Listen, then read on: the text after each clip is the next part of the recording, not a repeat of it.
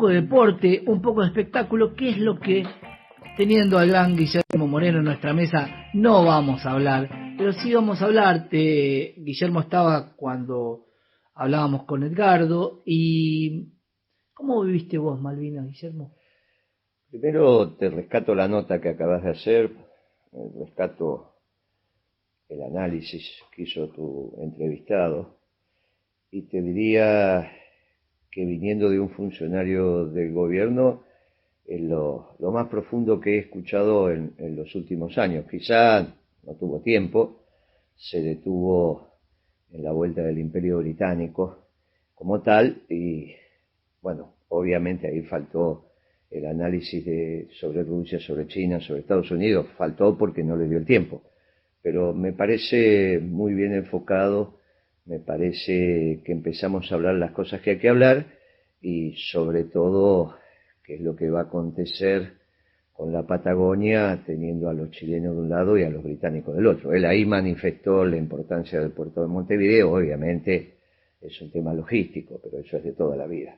En términos geopolíticos no es Uruguay lo que nosotros tenemos que reflexionar, sino lo que se están planteando los chilenos y los británicos en algo que se va a dar en los próximos años, que es el reparto de la Antártida, ¿no? Hoy por hoy está todavía en un paraguas muy particular del acuerdo sobre Antártida, pero bueno, eso venció y en algún momento se va a seccionar la pizza. Geopolíticamente y económicamente, Inglaterra o Gran Bretaña está como separado de Europa, ¿no? Desde la moneda, por supuesto. ¿Qué otras diferencias ves en cuanto a Inglaterra? Mira, yo hice un artículo a principio de este año que era la vuelta de los ingleses como clase dirigente. La Gran Bretaña son los ingleses, el Reino Unido son los ingleses. Después, en todo caso, tenés el tema del Commonwealth como su espacio de penetración a escala global. Eso, lo que estamos viendo ahora de Inglaterra, es un fenómeno que en los últimos 50 años ni se estudiaba. Uno hablaba de la decadencia en el mediano y largo plazo de lo que se llamó el Imperio Inglés y que obviamente eso perdía presencia a escala global. Bueno, eso se revirtió, empezó a revertirse con el Brexit, la salida de Europa. Ellos recuperan su grado de libertad en la administración de su hecho económico. En vez de profundizar la alianza con Europa continental, se retiran de esa alianza y obviamente dejaron Europa continental en la situación que está atravesando ahora, que es básicamente Alemania y Francia, y con los perjuicios que van a tener cuando se termine de consolidar la primera medianera que se está armando entre Estados Unidos y Rusia. Pero está claro que los británicos hacen parte del eje norteamericano como primero entre pares, y sobre todo en el Atlántico Sur, ahí plantean un tratado de defensa que también es de este año, que es el AUKUS, con Australia, el Reino Unido y los norteamericanos. El primer efecto práctico de eso fue la modificación de un contrato por la adquisición de submarinos convencionales, en este caso de los australianos con los franceses. Rompieron ese contrato y lo cambian por submarinos nucleares construidos en Inglaterra y en Estados Unidos. O sea, detrás de todo esto también viene la realización de los negocios. Claro, ahora, porque en términos geopolíticos, implica la hegemonía británica en ese reparto del Atlántico Sur, desplazando incluso a los brasileros. Los brasileros se estaban preparando, incluso estaban pidiendo en términos diplomáticos el asiento permanente en el Consejo de Seguridad de Naciones Unidas, se estaban preparando con sus portaaviones, con sus submarinos nucleares, con sus bombardeos de largo alcance. Obviamente que no era una confrontación regional, tenía que ver con su presencia en el Atlántico Sur. Ese era el desarrollo natural de la Marina de Guerra brasilera. En un plumazo, ese lugar es ocupado por los británicos, en el eje militar central, que es la isla de Ascensión, Malvinas. esto es lo que vos decís, es muy claro, porque cuando el Conqueror, que es el submarino nuclear inglés, llega a aguas argentinas, busca al portaaviones 25 de Mayo para derribarlo, porque era un buque inglés. Se había comprado y entonces tenían información de que Argentina tenía 2 portaaviones. Y otro dato que te aporto, el crucero General Belgrano era un rezago de Pearl Harbor. Sí, claro. Los barcos tienen historia y esa historia se sabe militarmente. Sí, sí, claro. La Argentina tenía el 25 de mayo, un portaaviones también de la Segunda Guerra. Para que vos tengas idea y orden de magnitud, los norteamericanos hoy tienen entre 12 y 14 portaaviones navegando. Los chinos tienen un solo portaaviones operativo que se lo vendieron los ucranianos. Era el último portaaviones construido en la Unión Soviética, se hicieron en aquellos astilleros, finalmente los ucranianos se lo vendieron a los chinos. Después los chinos tienen 2 portaaviones más que han construido ellos, pero no están operativos. Uno está botado, pero no está operativo, le falta un año más todavía de trabajo. Y el segundo todavía está para ser botado, pero le faltan para estar en condiciones de combate por lo menos 3 años. Los rusos tienen algún portaaviones, pero diésel. Después los británicos son los que le quedaron. Pero los que hoy tienen navegables los norteamericanos en pocos meses pueden duplicarlos, porque los tienen en estado de prontitud. Y si son necesarios llegan a 60 portaaviones sin ningún inconveniente. La distancia en términos militares de Estados Unidos y el resto del mundo es abismal, no ya país, el resto del mundo. El presupuesto de defensa norteamericano es más que todos los presupuestos de defensa del resto de los países juntos. Increíble. Ahora que están hablando de los 100.000 millones de euros, que son 120.000 millones de dólares que van a destinar los alemanes, pensá que el presupuesto de defensa norteamericano es 7 veces eso, 6 veces eso. Entonces, la distancia que hay entre el aparato bélico norteamericano y el resto es abismal. Ahora, eso no implica que no haya unas alianzas de orden 1 en el mundo, que son las que se desarrollaron hasta la llegada de los demócratas entre Trump y Putin. Y yo te dije acá la última vez que vine que esta guerra iba a ser larga. Hoy empieza a salir en los diarios que esta guerra va a ser larga, porque lo que van a esperar los rusos es la resolución de la interna norteamericana entre los demócratas y los republicanos, que empieza este año en noviembre. Recién ahí vas a empezar a ver un desenlace que tiene que ver con ponerse de acuerdo por dónde va a pasar la medianera en Europa. Bueno, hoy tenés un 2 de abril totalmente diferente porque tenés un mundo en guerra convulsionado por la guerra. Ucrania tiene una ley marcial, ¿sí? Que todo hombre mayor de 18 años y menor de 65 tiene obligación de no abandonar el país y defender a su patria. Hoy, llevado al conflicto a Malvinas sin tener la conscripción, sin tener la colimba y solamente con soldados voluntarios.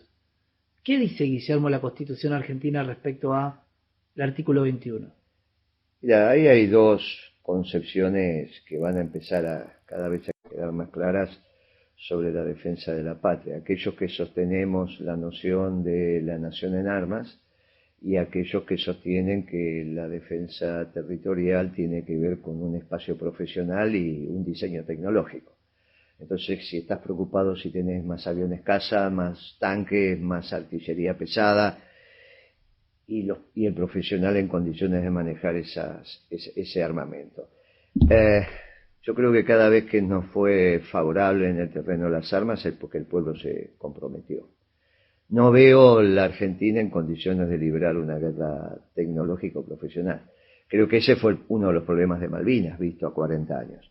Ahí no había posibilidad de involucramiento del pueblo como tal. Del pueblo, desde la energía en términos de base material de la nación. Vos tenés que comprometer la estructura económica argentina detrás de ese objetivo.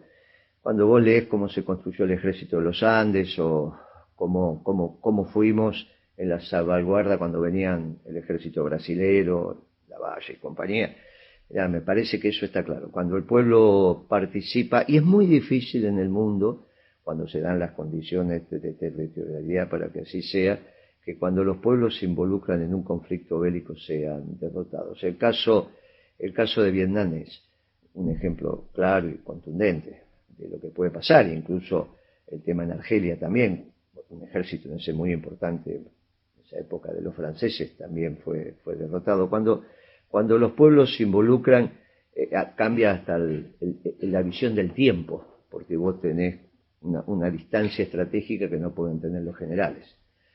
porque los pueblos son los hacedores de la historia, pero hay que aceptar que los pueblos sean los hacedores de la historia, y no solamente algún que otro personaje. Ahora, en el caso ucraniano, creo que hay un defecto muy grande de comprensión de la clase política ucraniana de lo que está aconteciendo.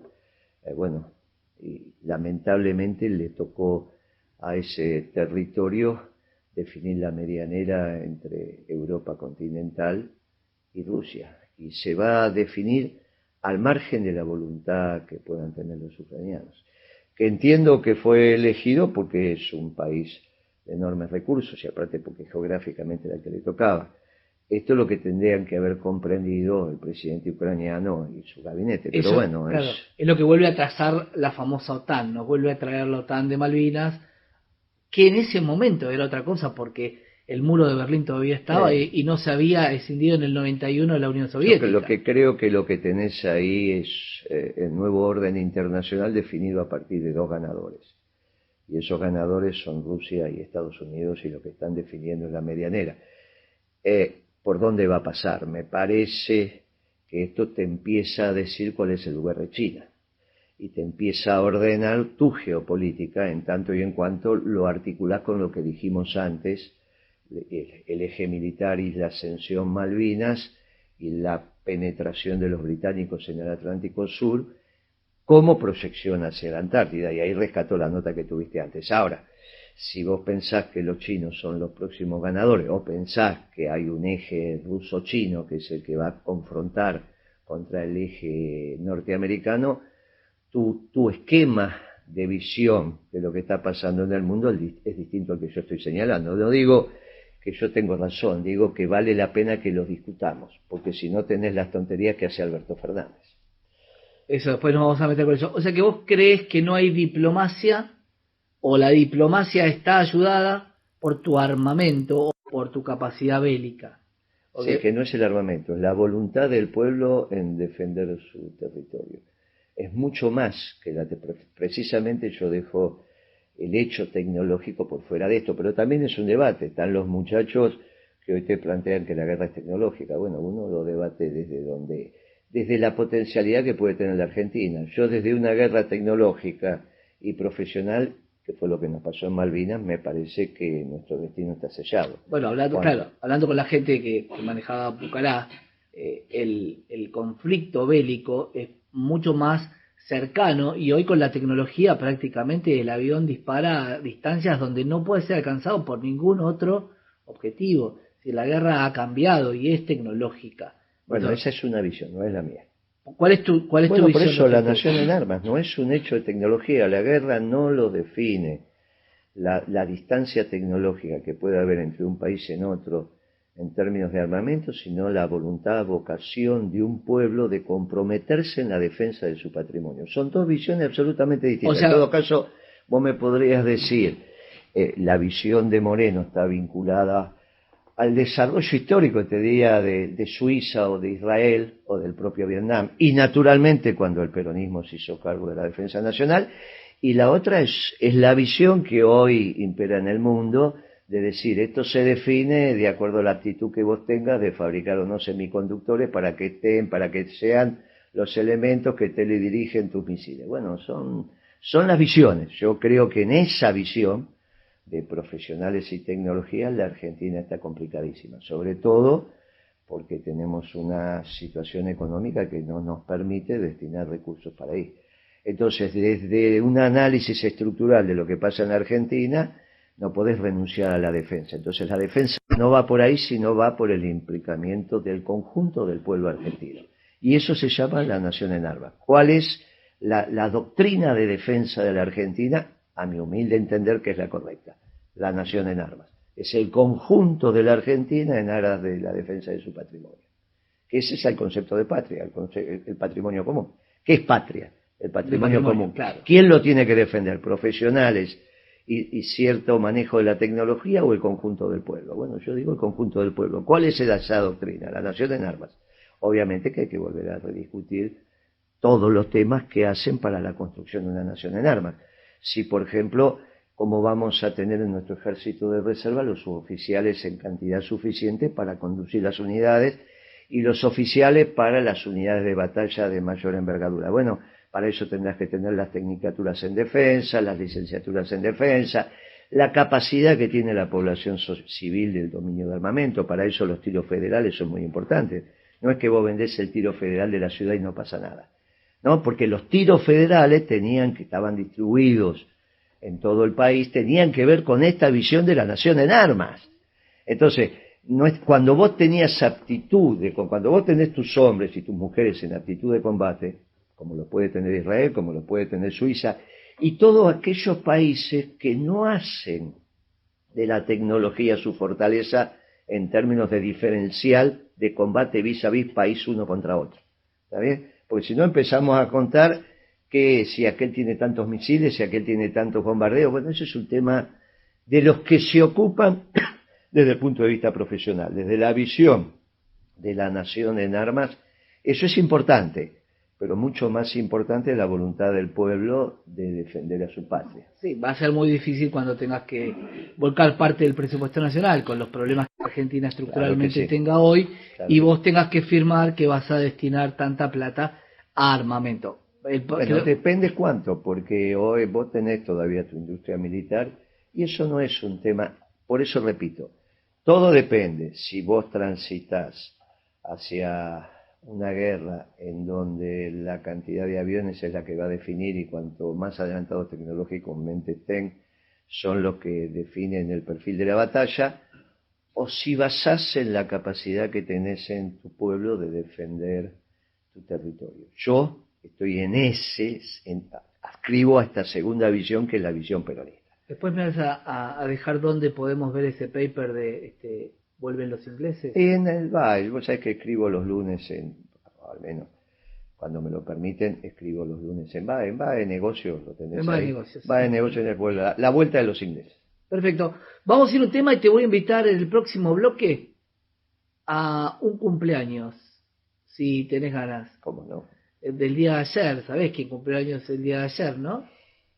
Por un regalo me enteré que estaba cumpliendo años, la verdad que no lo sabía. ¿No sabías? No sabía. Sí, cumplió el 2 de abril. Y quiero que charlemos un poquitito con él, a ver qué podemos... Con gusto, con gusto. ¿Qué podemos sacar entre uno y otro?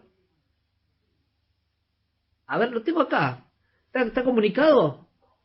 A ver, lo tenemos. ¿Qué tal? Buen día, ¿cómo le va? Buenos días. ¿Qué Presidente. ¿Cómo están? Buenos días y ante todo, Que lo feliz cumpla cumpleaños. todo. Ah, no lo van a cantar. Sí, Bueno, está bien. yo lo puedo cantar, si Está quiere. bien, gracias. Que los cumpla. Feliz, muchas No gracias. sé, estoy con un invitado acá. Sí, lo vi, lo conozco. Hace mucho que no nos vemos. ¿Lo conoce? ¿Podría venir? ¿Quiere venir? ¿A dónde? A Casa ¿Hace fiesta? Rosada, a Casa Rosada. Ahora se puede. Sí, ¿por qué no? ¿Invitó mucha gente? Bueno, últimamente sí.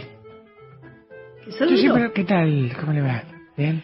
¿Qué Guillermo. tal, presidente? ¿Cómo está usted? Bien, muy bien. ¿Ve que me respeta? ¿Ve que No, dice? la investidura presidencial. sí. Muy bien, La me gusta esta investidura cosa. Después digo Ah, que por es un supuesto. inepto, pero... Bueno, Dice, hay como delay en el micrófono, dice Sí. que lo saluda por su cumpleaños. Ah, muy bien, bueno, muchas gracias. me muchas hace gracias. acordar Saludos al... grande, Guillermo. ¿Se Sí. acuerda del sketch de Olmedo que iba de un lado de la mesa al otro y le pasaba el mensaje? Sí. Bueno, yo voy a tener que Sí. hacer eso, me parece. Bueno, son diferencias que tendríamos que sacarlas en algún momento, ¿o no? Lo que sí no me llegó es el regalo. ¿De Guillermo? Sí. Guillermo Es que no le- sabía, Guillermo- no tenía. Me enteré hoy por el regalo que le hizo la vicepresidenta, pero no, la verdad que no lo tenía presente, que era el cumpleaños de Alberto Fernández. Pero tampoco Bueno. vas a ir ahora corriendo con No, desde ya que no. ¿No? Desde ya que no. No, Un nunca regalito, tuvimos. un Creo que libro. esta es la primera vez que hablamos en muchísimos años. Desde el 2009 que no hablamos. Ya casi me olvidé tu voz. Y, Tan, tan. pero ¿podemos regalar algo para el bebé? ¿O Sí, no? por ejemplo, ¿Recibió muchos sí. regalos para el bebé o no? Sí, algunas cosas te lo inscribí en el plan cunita, para tener la cuna y todas esas cosas. Estamos preocupados igualmente, Santiago, con todo lo que está pasando. Realmente, por suerte están viniendo buenas noticias. Ah, ¿sí? Sí, claro. Bueno, ¿no lee los diarios? Sí, las tengo. Bueno, por Fondo supuesto. Monetario. No, el grupo de Qatar. Estamos muy bien y es auspicioso. El grupo que nos tocó en Qatar, Arabia Saudí, fácil. México, Arabia México, Arabia y Polonia. y Hay que Polonia. estar ahí con Lewandowski, cuidado, pero vamos a salir adelante. ¿No se puede adelantar el Mundial? No, ¿para cuándo lo quiere? Y para ahora, mitad de año, me vendría bárbaro. Porque no llega. La buena noticia. Quedan 6 Está meses. complicado. ¿Que arranca en noviembre esto? Arranca en noviembre. Bueno, Sí. esperemos verlo en la Casa Rosada. Guillermo, decías que no lo veías hace mucho tiempo. ¿Por qué? No se No, cruzaron. no, Te nunca tuvimos siento una- enojado, Guillermo. No, conmigo. nunca tuvimos una relación más allá de la política en el peronismo. Pero hace rato, pero aparte... te Pero digo, para un peronista yo soy no es peronista. mejor que un peronista. Bueno, Yo soy pero peronista, voy el por su presidente peronista. es socialdemócrata. Se lo dijo al director en un reportaje al director de este medio, a Fontevecchia, ¿sí? Le dijo. Fontevecchia le preguntó, presidente, ¿podemos decir que usted es socialdemócrata? Y Alberto contestó, bueno, sí, los peronistas me van a odiar por eso, pero dijo, sí, soy socialdemócrata. Y si tengo oportunidad... ¿Vos me odias? No, los cuando peronistas dije no eso, odiamos. ah. No, él dijo, los Perfecto. peronistas me van a odiar. Él Sí. lo dijo. Él tiene un criterio de odio. Los peronistas somos una revolución de amor y paz. Por eso el presidente no es peronista. El presidente es socialdemócrata. Usted es Y socialdemócrata. este es un Yo soy error que peronista. comete Cristina, de pensar que regalándole el libro va a entender lo que está pasando. Porque hoy las crónicas que están diciendo, ahora lo escucho, Yo le pido presidente. Leo.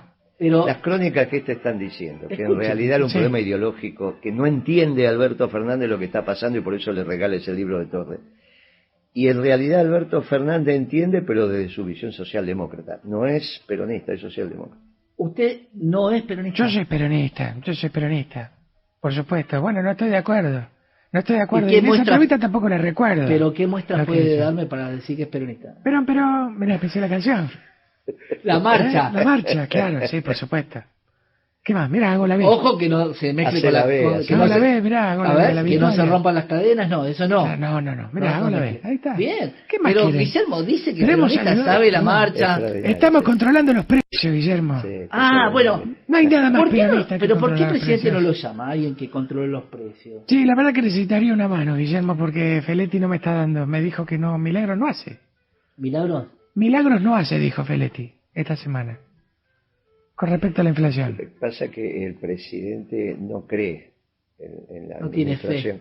No cree en la administración del comercio. El presidente, desde su visión socialdemócrata, son aquellos que dicen que los precios en el mercado y los salarios en paritaria. Entonces no ¿Y creen. no es así? ¿No es así? ¿No es así? ¿No ¿Y está cómo en es? el libro ¿Cómo de es? ¿Cómo es? Cristina? Cuénteme, ¿No está en el presidente. libro de Cristina? No, yo ahora voy a leer. ¿Saben qué gobiernan ustedes? Hay que repasar. Porque no sé, si hago algo no les gusta, si no lo hago tampoco les gusta. Es muy difícil gobernar este país. Sí, ¿Eh? no se la quiero picantear Hay porque mucha es envidia, domingo. hay mucha envidia. ¿Saben qué? Hay mucha envidia porque Cristina no te eligió a vos. Me eligió a mí. ¿Eh? El libro Se quedó podría con- haber sido Ese es simplemente muy bueno. Ese es simplemente Moreno. Simplemente, sí. Sinceramente, Moreno. Sinceramente Moreno. lo leyó. Sí, ese sí. ¿O lo escribió usted? No, leí la pala contratapa. Y ya con eso estábamos bien. Yo leo las cosas, soy un hombre de contratapa, no tengo tiempo, Santiago. Bueno, no lo Tengo que quiero. gobernar un país. ¿Ya tiene padrino para la criatura? Y yo le quería ofrecer a Guillermo, pero me parece que no va a andar. No sé, No bueno. querría bueno. ser el padrino de... Bueno, lo podemos conversar. Le No pongo hay- Juan Domingo si querés. Me parece que eso sí, no hay inconveniente. Me parece que, aparte vienen las criaturas, vienen con un pan bajo el brazo. Tendrían que haberlo discutido en más profundidad algunas leyes que sacaron en su gobierno, Alberto. Pero bueno. Pero yo no, la parece- ley, Guillermo. No, sí, yo sé. bueno, no, obviamente Dale, la la- propuso, la mandó con su mensaje de elevación al Congreso. Ahí se confrontó con el Papa innecesariamente. Ahora nos vendría bien una buena relación con el Papa. No Pero va a bueno. venir, me llamó, me dijo que al final no viene. No No llega. va a venir, no llega. No No llega. llega para... Pero bueno, Guillermo, y el en la argentino. unidad peronista, ¿lo podemos incluir, Alberto, en el nuevo orden peronista? no que le gustan querés las armar? coaliciones, a Guillermo no ¿Las te qué? gustan las coaliciones. No, los choques. No, las coaliciones. Ah, las que venga, coaliciones. venga, porque No entendí. él solo peronistas. Entre No, peronistas. el peronismo siempre fue frentista, pero es obvio que hay una doctrina que son los pensamientos articulados para ordenar este reino terrenal, y esa es la doctrina. Un día le preguntaron a Alberto que si este gobierno tenía doctrina. Dice, no, ¿cómo va a tener doctrina si es una coalición? Y entonces, ¿cómo gobernás? ¿Cómo generás unidad de concepción si no hay doctrina? La verdad que Alberto Fernández es muy difícil, pero el que tenemos acá es muy bueno. ¿Cómo le podemos poner al nuevo frente? ¿Qué frente sería? ¿Frente Unido ya o frente...? El nombre sería... Es lo de menos, pero entiendo que tiene que reflejar lo que estuvimos discutiendo antes, ¿no? La consolidación de la patria. Creo que la palabra patriótico, patria, nacional, tiene que estar. Y hay que ponerle 2023, porque hay que poner una ficha. Pues Frente Patria 2023, ponele, ¿entendés? Como vice, ¿cómo te ves? No, me parece que tiene que ser... Mira, vice mío. No descarto... La vice me parece que no me va a acompañar el año que viene.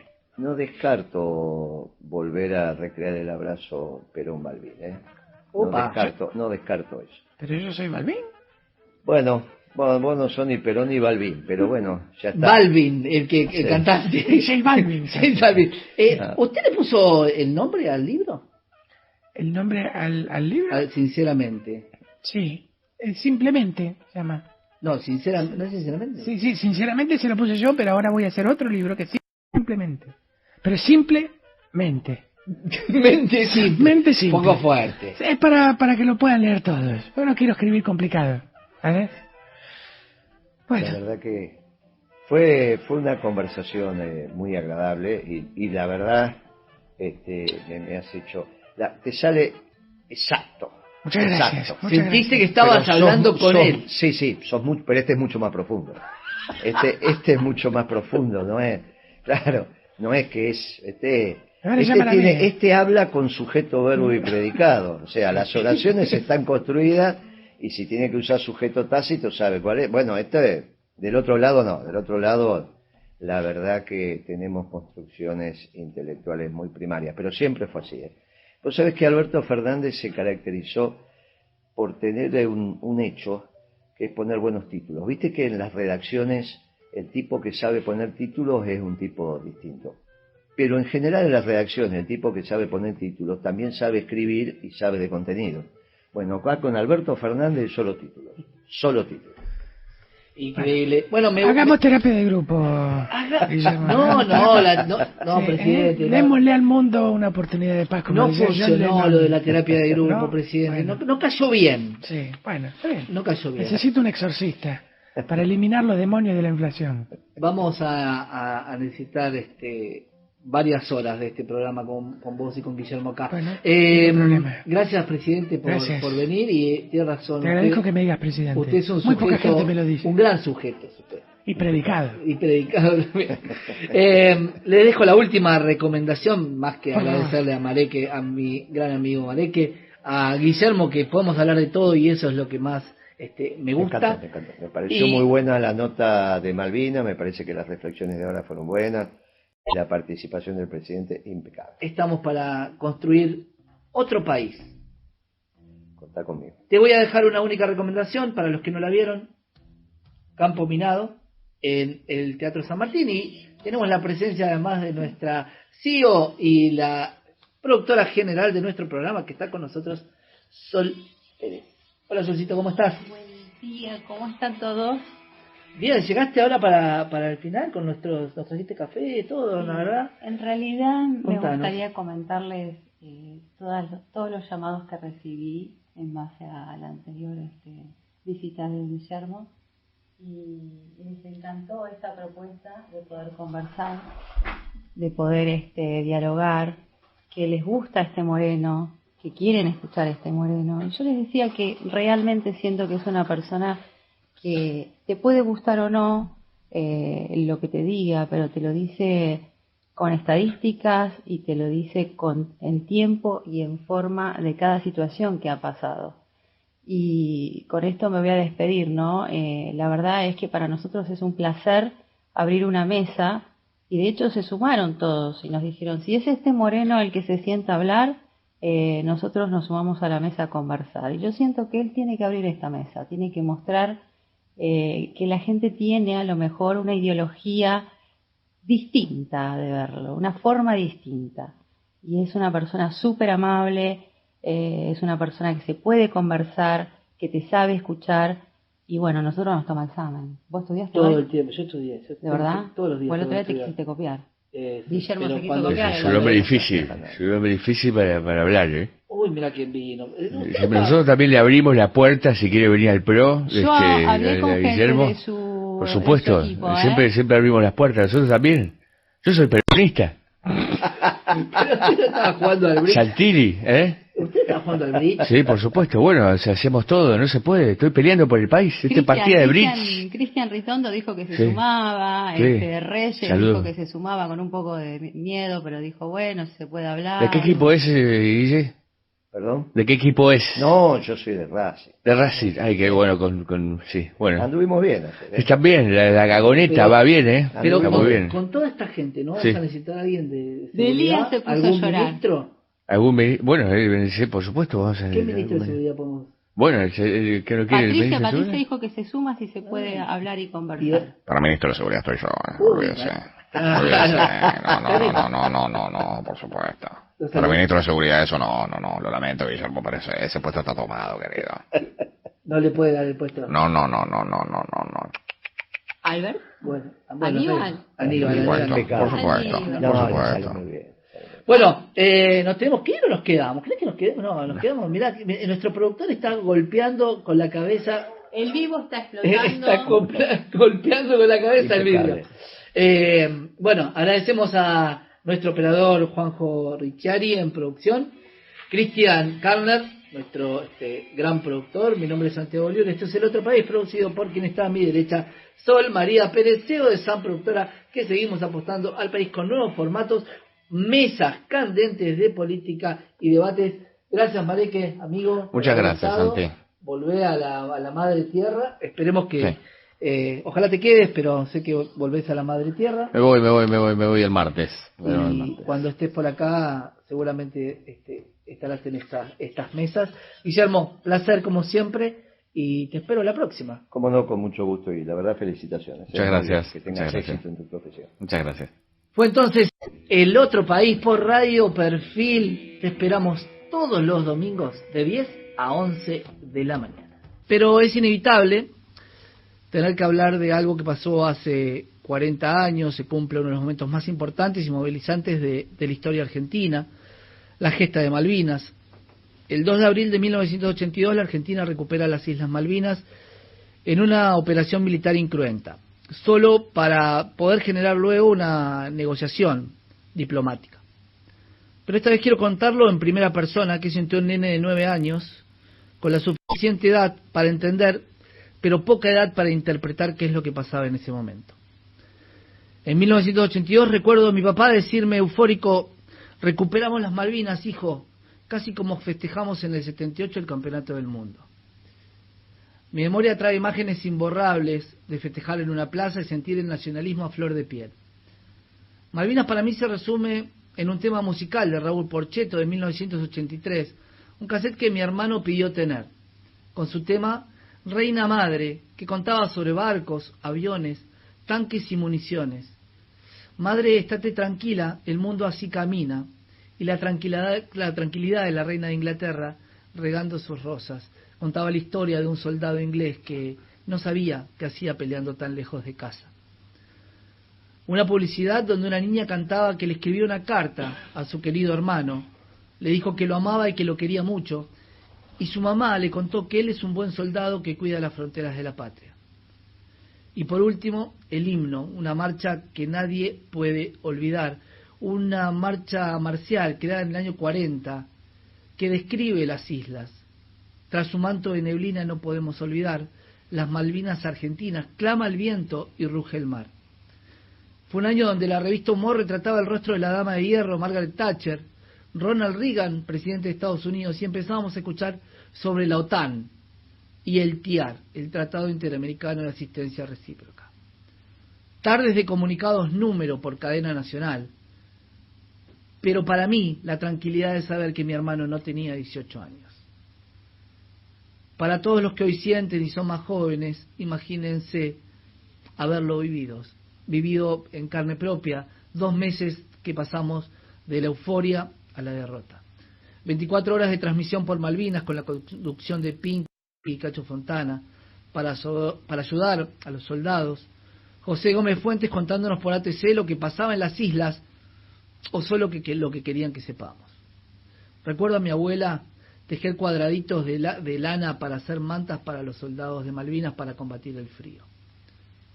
Finalmente, el 14 de junio la historia terminó y con muchas historias por contar y sin duda con jóvenes que se convirtieron en héroes. Un país que iba a sentir los golpes de esa guerra.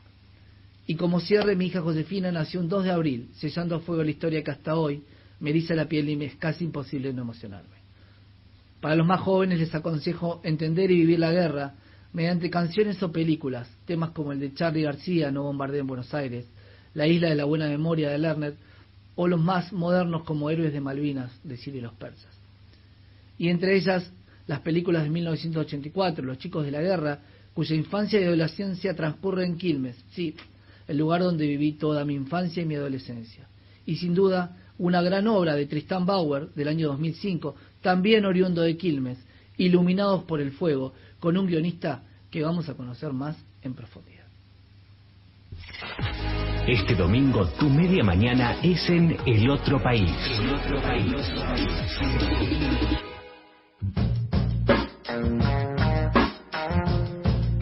Estamos en comunicación entonces con Edgardo Esteban, él es excombatiente de Malvinas, es director del Museo de Malvinas e Islas del Atlántico Sur, asumió en el 2020, pero además es periodista, escritor y guionista, y es autor de lo que nosotros denominamos, es autor del libro Iluminados por el Fuego, y fue guionista de esa película. Edgardo, ¿cómo estás? Santiago Liol te saludo desde El Otro País, desde Radio Perfil. Hola. A ver, no tengo retorno, lo vamos a volver a llamar. Les contaba que es autor de una de las películas emblemáticas del año 2005, que es Iluminados por el Fuego, que retrata con mucho lujo de detalle lo que acontecía ahí. Edgardo fue parte del grupo de artillería aerotransportada 4 y llegó a Malvinas el 25 de abril de 1982. Era combatiente de la clase 62 y tenía 19 años. Ahora sí, Edgardo Esteban, ¿cómo estás? Buenos días, mi nombre es Santiago Liol, te saludo desde Radio Perfil. Buen día, Santiago. Gracias por el llamado. No, por favor. ¿Cómo estás? Bueno, quería que nos cuentes un día después cómo se vivió en el Museo de Malvinas estos 40 años. Mira, la verdad que fue un día intenso. Estuvimos desde las vigilias recorriendo y ayer anduvimos también en Tecnópolis, después en el Centro Cultural Kirchner. Y yo siento que ayer fue un día especial, particularmente en el museo, porque creo que fue la primera vez que pudimos juntarnos todas las miradas, ¿no?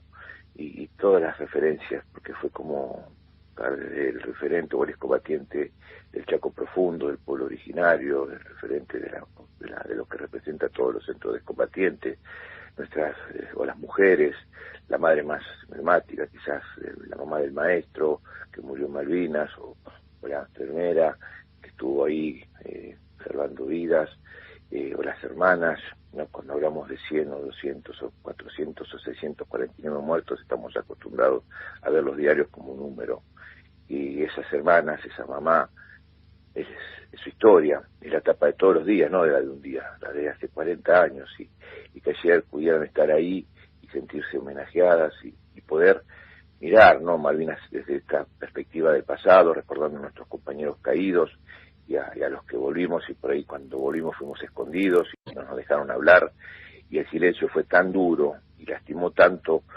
la derrota que durante muchos años fuimos como marginados y olvidados, y ayer estábamos ahí presentes. Me parece que fue como una bisagra, ¿no? Es un país muy injusto, con muchas grietas, con mucho odio, con demasiadas internas, y que un tema, uno, que tenga pertenencia y que sea parte de esa construcción que tiene que ser ese rescate de lo colectivo, no es menor, y Malvinas me parece que es ese camino, ¿no? Porque cuando hablamos de Malvinas y hablamos de los afectos, es decir, de la pertenencia y de la identidad, ayer no hubo ningún pueblo, por más pequeño que sea, que no haya hecho un homenaje, que no tenga un mural, una calle, un monolito, una plaza. Pero también tenemos la base más grande de la OTAN en nuestras islas. También están construyendo los británicos un puerto de aguas profundas, están invirtiendo $85 millones, y no lo están haciendo para los barcos, para los cruceros, están haciéndolo pensando a 50 años cómo se van a apropiar y van a crear el imperio británico antártico y quieren llevarse esas reservas de agua potable, las más importantes que hay en el planeta, y sus alimentos y sus recursos hidrocarburíferos. Cuando hablamos de Malvinas, hablamos de que ellos quieren controlar o pretenden controlar los pasajes Atlántico-Pacífico, y no están, la zona de exclusión ya no son 200 millas, ¿no? Son 1.682.000 kilómetros cuadrados, y se llevaron 187.000 millones de dólares nada más que de regalías pesqueras por el robo de nuestro calamar, y desde el año 83 hasta el año pasado, ¿no? Y uno dice cuántas escuelas, hospitales, cuántos planes alimentarios, cuántas rutas, cuántas vacunas, cuánto menos se le hubiese pedido al Fondo Monetario Internacional. Entonces me parece que tenemos que trabajar no solamente en el pasado, en el recuerdo no solamente de los 40 años, sino de los 189 años de la usurpación de nuestras islas, pero mirar este presente, ver cómo nos transformamos, cómo trabajamos este presente y cómo construimos una política de Estado mirando hacia el futuro. Tal cual, Edgardo, y la grieta entre, hablando de que este país es un país de muchas grietas, la grieta entre excombatientes y veteranos, es decir, entre el conscripto y el veterano de guerra, que era de carrera, ¿esa grieta se cerró? No sé si se va a cerrar, no creo que se cierre, pero por lo menos tengamos la lógica de que cuando decimos Malvinas nos unen, yo creo que el veterano, el soldado, el que cuestiona lo que fue la situación de los maltratos o los que reivindican desde lo que es la gesta, todos estamos de acuerdo que las Malvinas son argentinas, ¿no? Entonces, desde esa perspectiva, como se hizo en el 2012, todas las fuerzas políticas se juntaron en Ushuaia y firmaron un decálogo, todas las fuerzas políticas con representación parlamentaria firmaron un decálogo en Ushuaia donde 10 puntos. Después lo demás, cada uno sigue por su camino, pero pongamos, las Malvinas son argentinas, sí, repudiamos las bases militares, sí, ese puerto de aguas profundas, y reconocemos que el único y el legítimo gobierno está en la provincia de Tierra del Fuego, que la provincia de Tierra del Fuego, y no como a veces vemos o leemos o escuchamos, hablan de una cuestión de un gobierno que es usurpador, como si fuese un gobierno natural, y lo estamos leyendo por estos días. Me parece que tenemos que tener una lógica de construcción, de que el disenso nos tiene que enriquecer, no podemos todo el tiempo insultar, maltratar, atacar, sino construir desde lo que puede sumar y no lo que no puede se lo resta. Pierre Bourdieu hablaba de cuando vos tirás una piedra y a un vaso y lo rompes, ¿qué es lo que se rompe? ¿La fragilidad de la piedra o la dureza del vaso? Nos vivimos tirando piedras todo el tiempo, entonces construyamos un vaso lo suficientemente duro, rígido, para construir soberanía. La palabra acá es soberanía, después discutimos lo que quieran. Néstor Kirchner, cuando asume como presidente, el primer viaje que hace es al Reino Unido, y le pedían, por favor, la diplomacia argentina que no tocara el tema de la soberanía. No se habla de soberanía porque era una cumbre de la Internacional Socialista.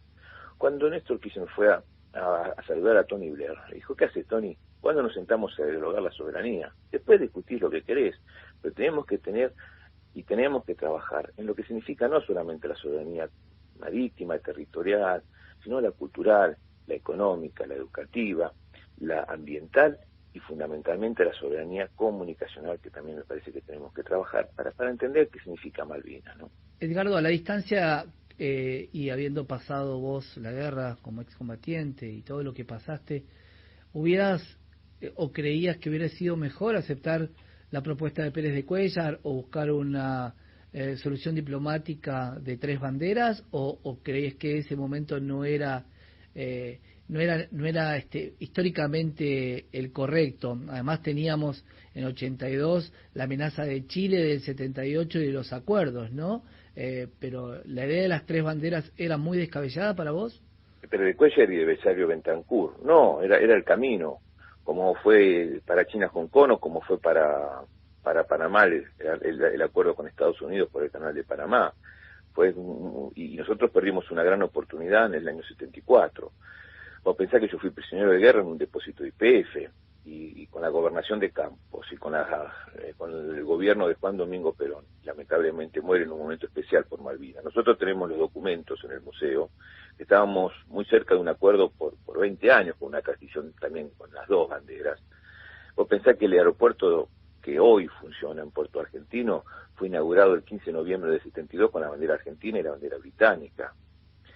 ¿Por qué se que tardó estaba tanto? YPF, que estaba el Banco Nación en el 82, que estaba el AVE como única empresa que hacía los vuelos, que estaba Gas del Estado, que estaba el Correo Argentino, es decir, había una relación de construcción que se dilató y se perdió con la dictadura militar, pero era un camino que se estaba construyendo y me parece que esa era es la alternativa que nosotros tenemos que buscar, la solución en negociaciones y sentarse a dialogar. La guerra no es el camino. Claro, La guerra porque... es una alternativa que yo no comparto, ¿no? En la contratapa de Iluminados por el Fuego, en el año 93, rescato una frase que dice: la guerra es un procedimiento por el cual hombres que no se conocen se ven obligados a matarse por hombres que sí se conocen y no se matan, ¿no? Los que piensan las guerras no mueren. Sí, pero esa frase, Edgardo, es de uno de los pilotos de la fuerza aérea norteamericana, que es... ¿Norteamericana o rusa? Yo creo que es rusa. ruso, sí, que derribó 57 aviones, es el mayor... Sí, bueno, está bien, pero yo no voy al hecho, voy al pensamiento. Y bueno, no, pero es una frase que se repite, es como hablar de un dictador y que hable sobre la paz. Es bastante controvertido. Sí, está bien, puede ser contradictorio en eso, pero bueno, pero me parece que es un rescate. Yo no voy a... No, a ver, hay una... Estamos hablando de lo que es la guerra. La guerra no sirve. Hay una realidad. No me cambies el camino de quién lo dijo. Está bien, no sé, pero una frase parecida sí que te cambio. Pero es que es real. La guerra tiene un componente meramente político, solamente la parte militar es la que ejecuta. ¿Vos estás de acuerdo con que el 2 de abril la Operación Rosario fue solamente unizar la bandera o no crees la historia esa y crees que en realidad estaba planteado el ataque a las... Yo creo que no se tomó primero que el gobierno de la Kirchner estaba esperando, después de tantos elogios que tenía de Ronald Reagan, el apoyo de Estados Unidos. Que tantos militares mandándolos a las escuelas, a la Escuela de las Américas y apoyando a lo que era la lucha contra la guerrilla en Salvador y en Nicaragua, que iba a estar totalmente respaldado por Estados Unidos. Y Estados Unidos, como siempre, como fue la ocupación de nuestras islas, no dudó, como ahora, no duda en mantener ese vínculo con el Reino Unido. Y entonces ahí es como que cambió el eje. Dije, ya no es el apoyo a los derrocamientos de las democracias con tanta impunidad, ya no es tan respaldo a lo que significa un gesto. Yo creo que no estábamos quizás preparados para una guerra. Creo que el informe Rattenbach es contundente en eso, pero se subestimó, y cuando cruzaron el Ecuador no había dudas, y cuando vos, como me planteabas, la posibilidad de las 3 banderas, los británicos dijeron, no, nosotros llegamos hasta acá, vamos por todo, y hundieron el crucero General Belgrano y mataron a 323 compañeros fuera de la zona de exclusión, que fue un crimen de guerra. Entonces, es decir, la guerra claro, ahí imperio, por algo. Entonces me parece que hubo cierta subestimación quizás en lo que iban a hacer los británicos, y cuando ya pasó el 2 de mayo ya no había marcha atrás. Perfecto. Lo que queda claro, y que no sé si todo el mundo lo sabe, que vos lo nombraste inicialmente, es que los Kelpers, o los habitantes de las Malvinas, tenían contacto constante con el continente, porque se iban a atender a nivel médico. Vos en el hospital británico, claro, aparte no había escuela secundaria, estudiaban en el St. George en Quilmes, porque ellos tenían escuelas solo primarias, iban maestras argentinas, continentales.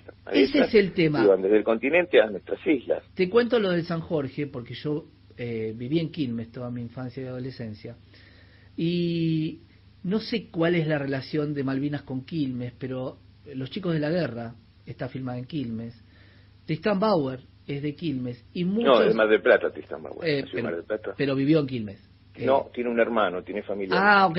Entonces, no vivió en la zona norte, en San Isidro. Y el tema del San Jorge, que es uno de los colegios pupilos que hoy es uno de los más importantes de Sudamérica. Digo, hay una relación que por ahí vos me la podés explicar. ¿Cuál es la relación con Quilmes? Los Chicos de la Guerra prácticamente está hecha en Quilmes. No, porque también estudian en Córdoba, también estudian en la Patagonia. No, yo creo que había un vínculo, es decir, el más antiargentino aún hoy, que se llama Tony Watts, es fanático de San Lorenzo, ¿no? Es decir, tiene esa cosa de la pertenencia. Ellos veraneaban en Cariló y había un vínculo, ¿no?, muy estrecho, que tienen un pasaporte, porque los británicos después de a fines de los 60, comienzos de los 70, en todo lo que fue la gobernación de Campos en Tierra del Fuego, y con la llegada del trono se profundizó, hubo como un vínculo muy intenso. Ellos ya se sentían, es decir, parte de la Argentina continental. Es decir, creo que después se modificó todo, porque los británicos, es decir, no le tenían mucha aproximación, y eran eran ciudadanos de segunda categoría. Es decir, lo que hizo la guerra fue darles esa categoría que ahora por suerte volvieron para atrás, porque la Unión Europea trata a Gibraltar de una forma y a las Islas Malvinas y a los habitantes de otra forma, ¿no? Los impuestos que van a tener que pagar ellos para meter el calamar ya lo están viviendo con el 61% que le están cobrando de incremento de combustible, y particularmente un puerto como el de Montevideo, que es el eje, hoy no es Chile, hoy es Uruguay el eje con los habitantes de las islas y con el comercio con las Islas Malvinas. Entonces, me parece que esa estructura y ese camino, viste, era uno posible, ¿no? Había un vínculo ahí, donde Quilmes obviamente era importante porque ellos daban a sus hijos en escuela pupila, en la escuela pupila, como bien decías vos, en San Jorge, porque no había escuela secundaria.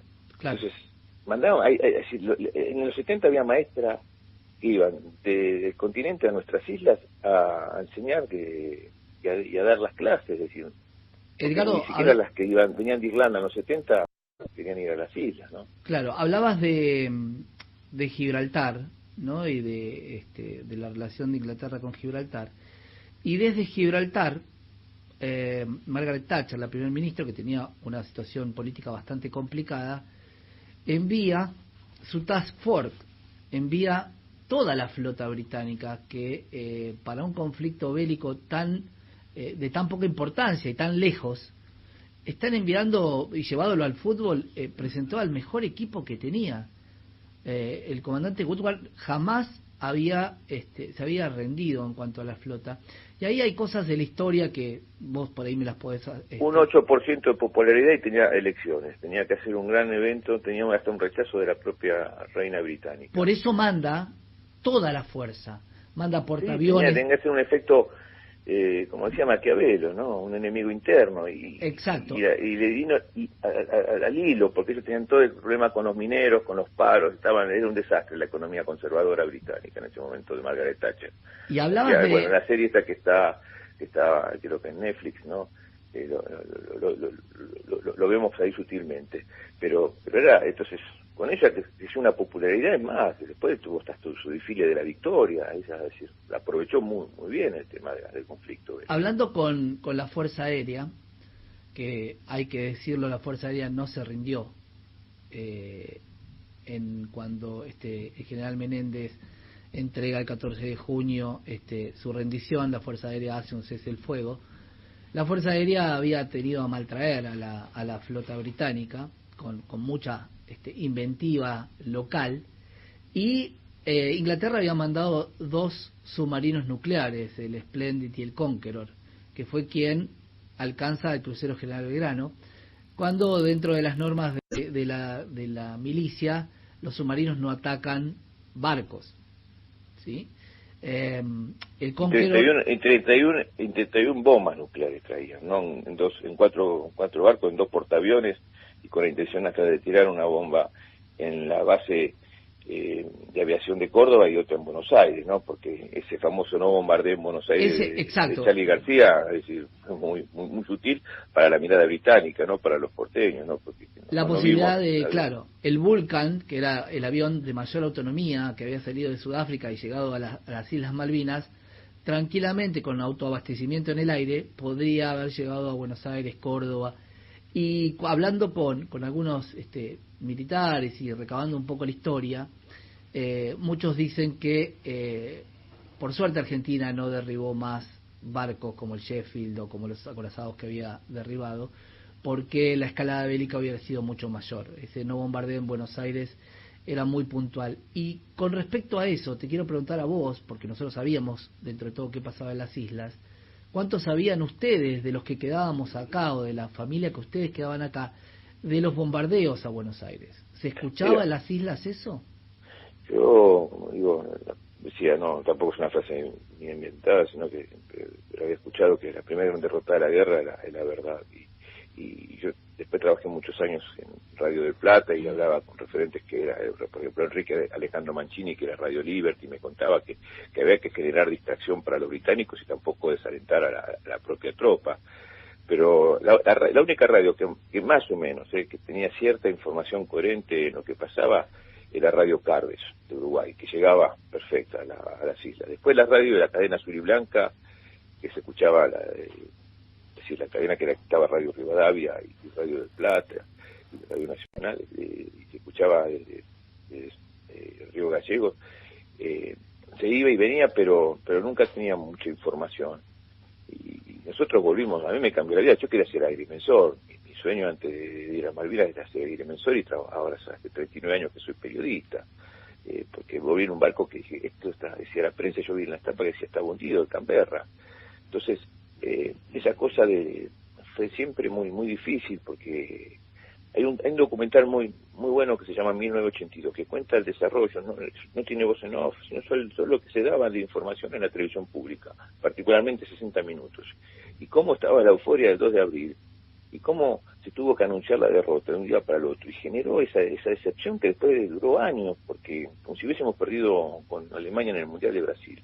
La gente no quería hablar, y esas consecuencias, la sociedad no quiso hablar. Por suerte fue el camino hacia la democracia, pero pagamos el costo político de esa derrota y de ese silencio que nos impusieron, también firmando hasta declaraciones juradas cuando volvimos.